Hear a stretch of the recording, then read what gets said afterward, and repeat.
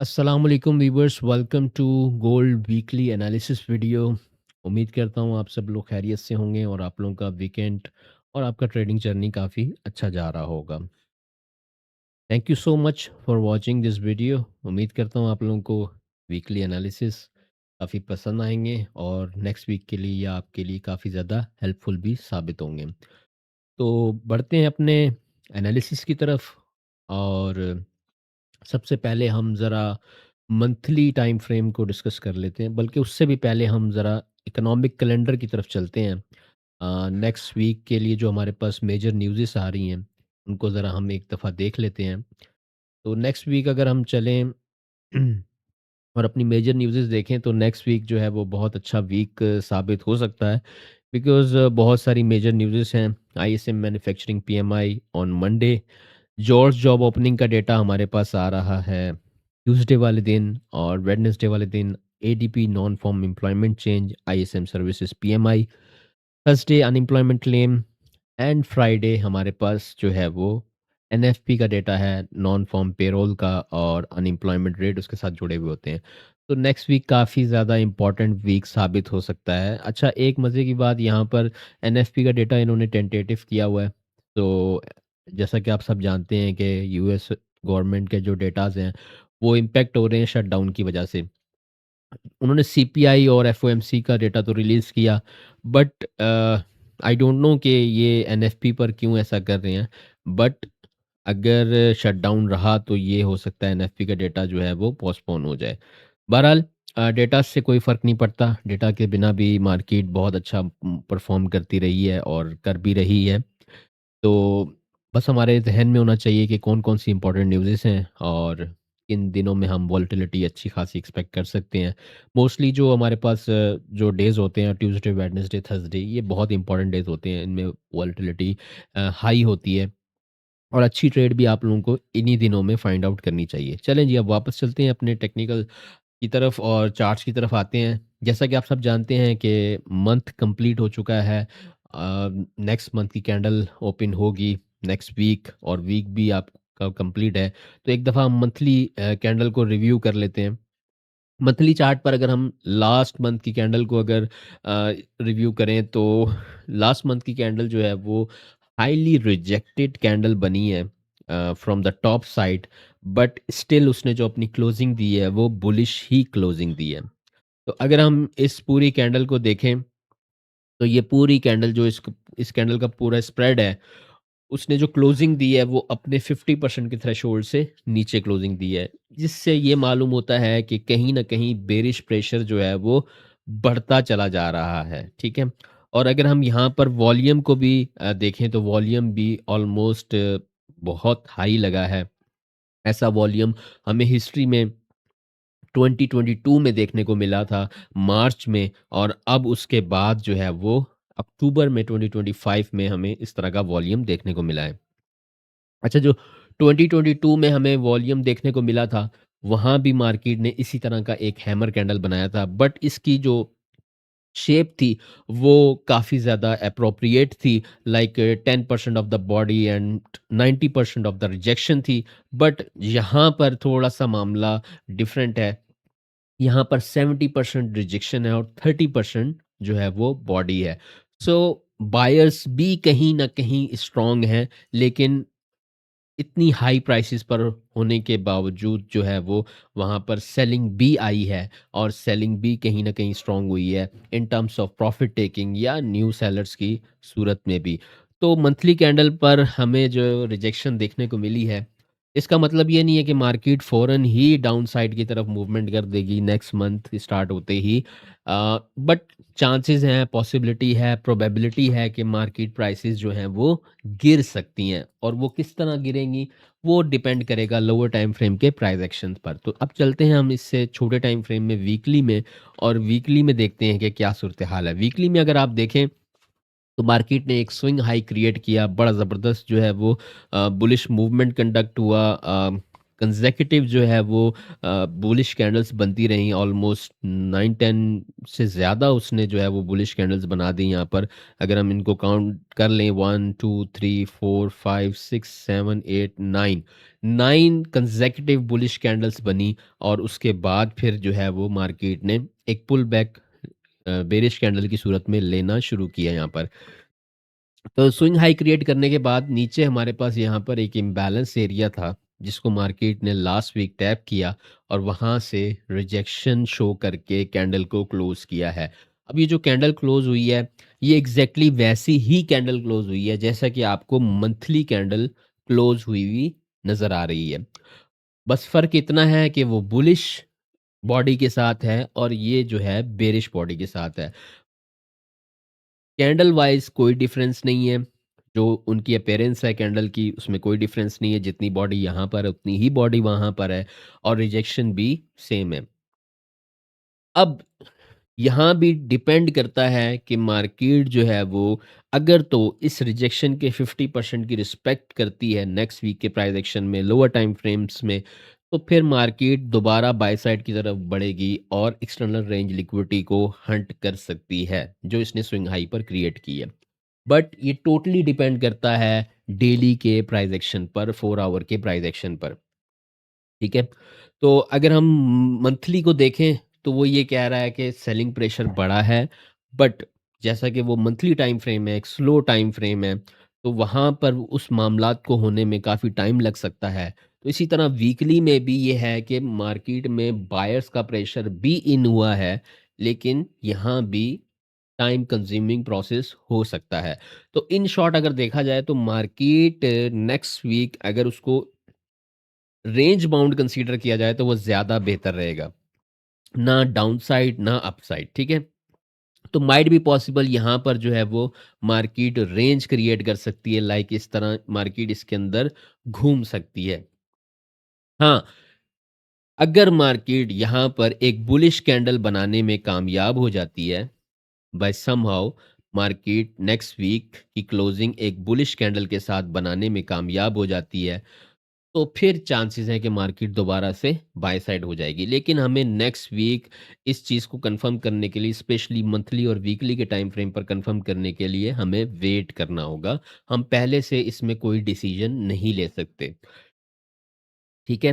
तो अब चलते हैं ज़रा डेली टाइम फ्रेम की तरफ, ताकि हम नेक्स्ट वीक के लेवल्स और नेक्स्ट वीक में एटलीस्ट 1 या 2 ट्रेड्स जो है वो प्लान करने के काबिल हो सकें। तो डेली टाइम फ्रेम की तरफ बढ़ते हैं। डेली टाइम फ्रेम पर अगर हम आते हैं तो डेली टाइम फ्रेम में मार्केट ने क्या किया कि मार्केट ने लास्ट वीक एक सेल साइड लिक्विडिटी को हंट किया, जो कि आपको यहाँ पर नज़र आ रही है इस जगह पर। मार्केट ने इस लिक्विडिटी को यहाँ पर हंट किया है, सेल साइड लिक्विडिटी को। ठीक है? और इस लिक्विडिटी को हंट करने के बाद नीचे जो इसके पास स्ट्रक्चरल सपोर्ट थी, मार्केट ने उसे ट्रिगर किया है और वहाँ से मार्केट ने अप डाउन एक रेंज करना शुरू कर दिए। ठीक है? आप अगर इन कैंडल्स को देखें, सो ये प्योरली रेंज की निशानी होती है। ठीक है? जब भी आपको डेली में इस तरह इनसाइड बार देखने को मिले, तो इट डायरेक्टली मीन्स के lower time frame like 1 hour में रेंज हो रही है। तो अगर आप 1 आवर का टाइम फ्रेम देखेंगे तो आपको क्लियरली वहाँ पर एक रेंजी मार्केट देखने को मिलेगी, जहाँ पर आप 5 मिनट या 15 मिनट में इंट्राडे स्कैल्प ट्रेड्स तो कर सकते हैं, बट डायरेक्शनल ट्रेड्स जो हैं वो नहीं हो सकती। अब अगर हम यहाँ पर नेक्स्ट वीक के लिए मामला देखें, तो नेक्स्ट वीक के लिए ये हो सकता है कि मार्केट ने यहाँ पर स्विंग लो को कंफर्म कर दिया है। ठीक है? अगर मैं यहाँ पर स्विंग लो की लाइन लगाना चाहूँ, तो मैं बिल्कुल यहाँ पर लगा सकता हूँ। ठीक है? ये लो यहाँ पर कंफर्म्ड हो चुका है। अब क्या हो सकता है, जैसा कि आप सब जानते हैं कि मार्केट ने वीकली इम्बैलेंस को टैप किया है। अगर मार्केट वीकली इम्बैलेंस टैप करने के बाद एक्सटर्नल रेंज लिक्विडिटी की तरफ जाना चाहती है और बाय साइड के प्रेशर को कंटिन्यू रखना चाहती है, ठीक है? तो फिर उसे क्या करना होगा? उसे ये करना होगा कि मार्केट को हर हाल में इस रेजिस्टेंस से ऊपर क्लोजिंग देनी होगी, ठीक है? ये रेजिस्टेंस की प्राइस क्या बन रही है? ये 40 के एरिया से लेकर 40-25 का ये एक रेजिस्टेंस एरिया है। अगर कोई भी डेली कैंडल इस ज़ोन से ऊपर क्लोजिंग करने में कामयाब हो जाती है, ठीक है? लाइक दैट, इस तरह अगर मार्केट इससे ऊपर कोई डेली कैंडल को क्लोज़ कर देती है, चाहे वो मंडे की कैंडल हो या फिर ट्यूसडे की कैंडल हो, ठीक है? तो फिर चांसेस हैं कि मार्केट इसी एरिया का टेस्ट करके आपकी 4200 4230 की तरफ मार्केट प्राइसेस जो हैं वो ईज़िली बढ़ सकती हैं, ठीक है? तो बाय साइड जाने के लिए नेक्स्ट वीक के लिए अगर कोई इंसान next week buy side plan करना चाहता है तो उसे एटलीस्ट 1 दिन सब्र करना होगा कि मार्केट इस रेजिस्टेंस से ऊपर अपनी क्लोजिंग को देने में कामयाब हो जाए। जब तक इस रेजिस्टेंस से ऊपर क्लोजिंग नहीं होती, मार्केट प्राइसेस जो हैं वो बाय साइड कंटिन्यू नहीं करेंगी। हाँ, लोअर टाइम फ्रेम में 1 आवर में या 15 मिनट में बाय साइड मोमेंटम ज़रूर बिल्ड होगा, लेकिन वो just for the intraday scalp की सूरत में होगा और फिर थोड़ी देर बाद एक सेशन के बाद या दूसरे सेशन में मार्केट फिर से डाउन साइड आना शुरू हो जाएगी, जैसा कि आपने लास्ट वीक में लास्ट डेज के अंदर देखा, वेडनेसडे, थर्सडे, फ्राइडे, तो मार्केट ऐसे ही कर रही थी। तो अगर मार्केट ने बाय साइड पे एक अच्छा मूव कंडक्ट करना है, तो उसे इस एरिया से ऊपर डेली कैंडल के क्लोज़ करना ज़रूरी है। इससे ऊपर डेली कैंडल क्लोज़ हो जाती है, उसके बाद आप बाय साइड को जो है वो प्लान कर सकते हैं स्विंग ट्रेड की सूरत में, ठीक है, लॉन्ग टर्म ट्रेड की सूरत में। और पहला टारगेट आप ले सकते हैं 4200 से लेकर 4230 तक, ठीक है? और नेक्स्ट आपका टारगेट होगा जो ऑल टाइम हाई इसने लगाया 4360 के पास-पास, ठीक है? तो ये आपको समझ आ गया कि बाय साइड जो है वो मज़ीद कंटिन्यू कब हो सकती है, ठीक है? किस एरिया के टूटने पर हो सकती है और वीकली इम्बैलेंस जो टैप हुआ है, वो किस तरह से, किस सूरत में काम कर सकता है। अब जिस तरह हमने मंथली टाइम फ्रेम में देखा कि वहाँ पर बहुत बड़ा वॉल्यूम आया हुआ है, बड़ी रिजेक्शन कैंडल क्लोज़ हुई है, तो मार्केट सेल भी हो सकती है। तो वो सेल किस सूरत में होगी और क्या कंडीशंस होंगी, अब उस पर भी बात कर लेते हैं। ठीक है? अगर मार्केट ने मंथली टाइम फ्रेम के अकॉर्डिंग सेल साइड की तरफ जाना है और वीकली इम्बैलेंस को वायलेट करना है, तो उसके लिए ओनली कंडीशन यही है कि मार्केट इस रेजिस्टेंस को किसी भी सूरत ब्रेक ना करे। क्या मतलब कि अगर मार्केट इससे ऊपर क्लोजिंग करने में नाकाम हो जाती है और अगर क्लोजिंग करती भी है तो स्ट्रॉन्ग क्लोजिंग नहीं करती, ठीक है? और वेरी नेक्स्ट डे दोबारा इनसाइड क्लोजिंग कर देती है, पहली कंडीशन। ठीक है? या फिर मार्केट इस एरिया को बिल्कुल ही ब्रेक नहीं करती और डायरेक्ट नीचे आना शुरू कर देती है। और किस एरिया को ब्रेक करने में कामयाब हो जाती है? इस एरिया को ब्रेक करने में कामयाब हो जाती है।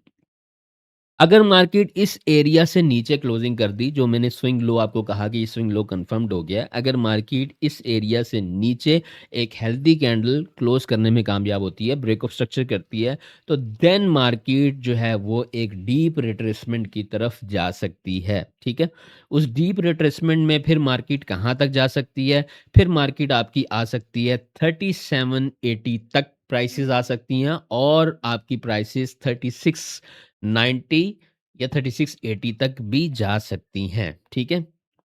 तो नेक्स्ट वीक आपको ख़्याल ये रखना है कि अगर आपने बाय साइड को प्लान करना है, तो आपको चाहिए कि आप जो है वो इस रेजिस्टेंस से ऊपर एक डेली कैंडल की क्लोजिंग का वेट कर जाएँ और उसके बाद जैसे मंडे की क्लोजिंग हो जाती है, ट्यूसडे वाले दिन आप बेखौफ जब आपको रिट्रेसमेंट मिले आप बाय करें, ठीक है? वेडनेसडे को करें, ठीक है? लेकिन अगर ऐसा नहीं होता, तो फिर आपको वेट करना चाहिए और सेल साइड के लिए आपको फिर लोअर टाइम फ्रेम H4, क्योंकि यहाँ पर तो जब तक मार्केट इसको ब्रेक करेगी तो सेल का आधा मूव तो निकल चुका होगा। तो सेल साइड के लिए कन्फर्मेशन के लिए मैं आपको H4 पर लेके चलता हूँ कि आप सेल साइड को किस तरह प्लान कर सकते हैं नेक्स्ट वीक के लिए।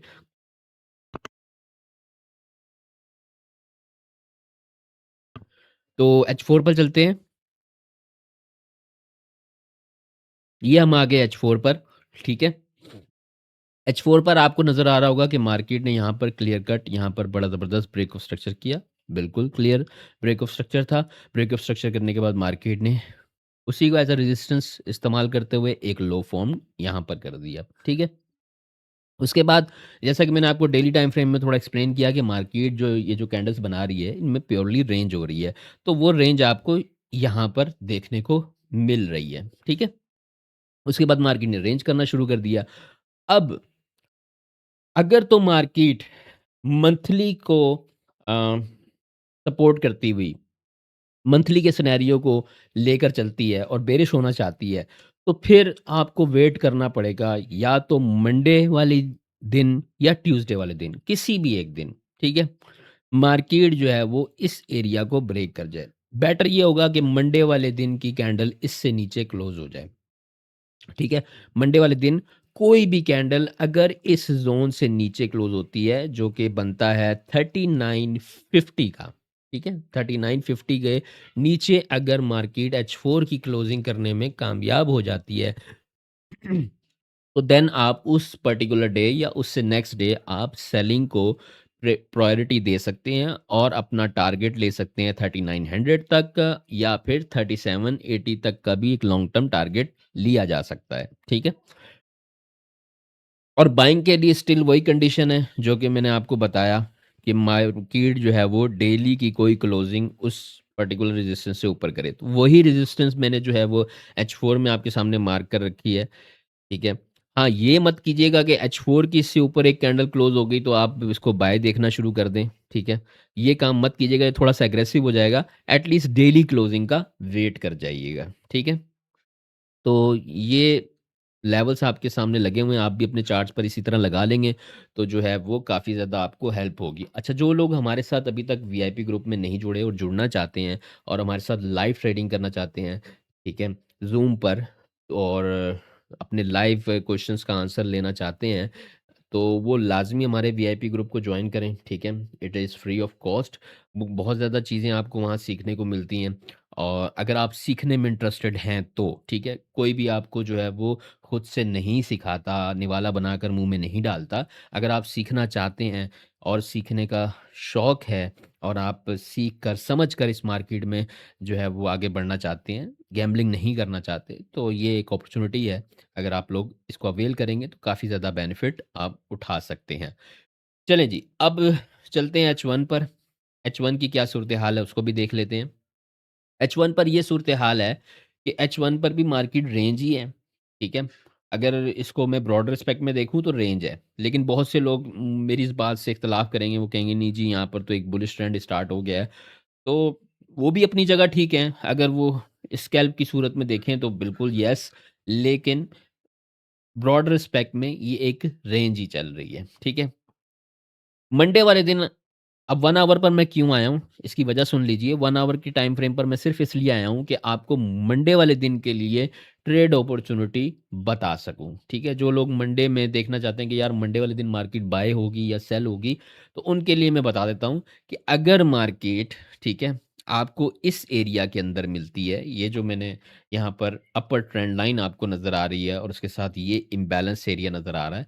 अगर इस एरिया मिलती है और यहाँ पर आपको कोई लोअर टाइम फ्रेम में M5 में, M15 में, M1 में कोई सेलिंग एविडेंस मिलता है, तो यहाँ से आप इसमें सेलिंग अपॉर्च्युनिटी फाइंड आउट कर सकते हैं। इसके अलावा कहीं सेल मत कीजिएगा, ठीक है? इसके अलावा आपने कहीं सेल नहीं ट्राई करनी, ठीक है? आपने सिर्फ सेल ट्राई करनी है मंडे वाले दिन यहाँ पर, ठीक है? अगर प्राइसेज़ अपसाइड ओपन होते ही अपसाइड की तरफ जाती हैं, सिर्फ यहाँ एक सेल ट्राई करेंगे, उसके बाद कोई नहीं। उसके बाद मंडे क्लोजिंग का वेट करेंगे, अगर मंडे क्लोजिंग डेली रेजिस्टेंस से ऊपर हो जाती है, बस कोई सेल नहीं, देन ओनली बाय, ठीक है?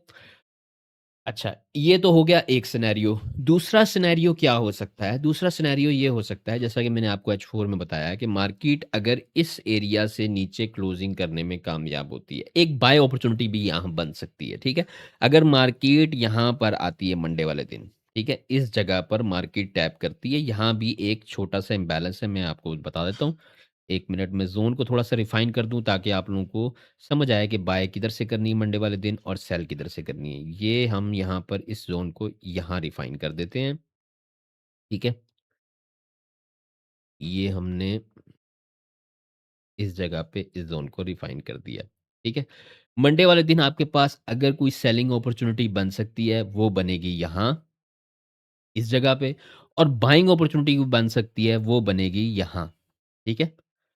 सेलिंग अपॉर्च्युनिटी के लिए आपको 40-60 का वेट करना पड़ेगा और बाइंग अपॉर्च्युनिटी के लिए आपको 39-40 या 39-50 के आसपास, ठीक है? यहाँ पर आपको कोई एविडेंस मिलता है lower time frame M1, M5, ठीक है? आप यहाँ से बाय ट्राई कर सकते हैं और ऊपर से सेल ट्राई कर सकते हैं। ये 2 ट्रेड्स मुझे समझ आ रही हैं मंडे वाले दिन के लिए, ठीक है? मंडे की क्लोजिंग के बाद आपने देखना ये होगा कि क्या क्लोजिंग डेली के उस एरिया से ऊपर हुई है जो मैंने आपको बताया, या फिर H4 के उस एरिया से नीचे हुई है जो मैंने आपको बताया। अगर उन दोनों में से एक भी कंडीशन फुलफिल हो जाती है तो आप उसी के अकॉर्डिंग जो है बाकी वीक को लेकर चलेंगे। अगर वो ऊपर होती है डेली रेजिस्टेंस से, बाकी का वीक बुलिश, ठीक है? और अगर H4 के उस रेजिस्टेंस एरिया से नीचे होती है तो बाकी का वीक बेरिश, ठीक है? तो ये एक छोटे से एनालिसिस हैं। उम्मीद करता हूँ आप लोगों को पसंद आए होंगे, लॉजिकल लगे होंगे। किसी भी किस्म का कोई सवाल है तो आप वीडियो के कमेंट सेक्शन में ज़रूर पूछ सकते हैं। मैं आपको पर्सनली वहाँ पर रिप्लाई करूँगा। और जो लोग भी हमारे हमारे साथ लाइव ट्रेडिंग में जुड़ना चाहते हैं, अभी रिसेंटली जो है वो टाइम की कमी की वजह से, बिज़ी होने की वजह से जो है वो यूट्यूब पे लाइव स्ट्रीम, लाइव ट्रेडिंग जो है वो थोड़ी-सी पॉज़ की है, ठीक है? तो बाकी हमारी जो ज़ूम के साथ हमारे जो वीआईपी मेंबर्स के साथ है वो लाइव ट्रेडिंग जो है वो डेली बेसिस पर चल रही है। तो जो लोग हमारे साथ लाइव ट्रेडिंग में जुड़ना चाहते हैं वो वीआईपी मेंबरशिप ज़रूर लें और हमें जॉइन करें, ठीक है? और जो हमारे वीकली एनालिसिस को पसंद करते हैं तो वो काइंडली लाइक, शेयर और सब्सक्राइब करके हमें सपोर्ट ज़रूर करें। Thank you so much for watching this video. इंशाल्लाह मुलाकात होती है नेक्स्ट वीडियो में, तब तक के लिए अल्लाह हाफ़िज़।